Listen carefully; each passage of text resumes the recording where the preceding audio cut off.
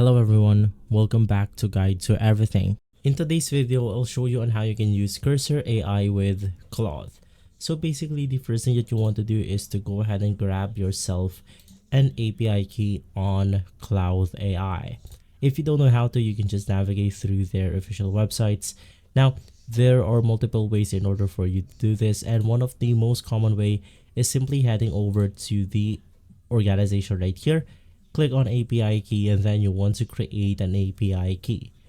Just go ahead and copy your API key, and from there, we are ready to configure Cursor AI for Claude 3.5 Sonnet integration. So to do this, you want to open the Cursor AI app on your computer, ensuring that it's updated to the latest version for seamless performance. Basically, in the main dashboard, you want to find the settings icon, usually a gear symbol, and click on it to access the configuration panel. You then want to navigate through the AI models or integrations tab within the settings, and here you'll need to enter your Anthropic API key to activate the Claude 3.5 Sonnet integration.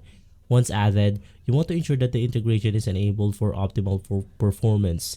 Now you will be able to see the toggle button right here. You want to make sure that it is toggled on, and from there you then want to test and use Claude 3.5 Sonnet. With everything configured, it's time to test the integration. And so guys, if this video has been helpful, leave a like, subscribe, and follow Guide to Everything for more videos like this. Thanks for watching.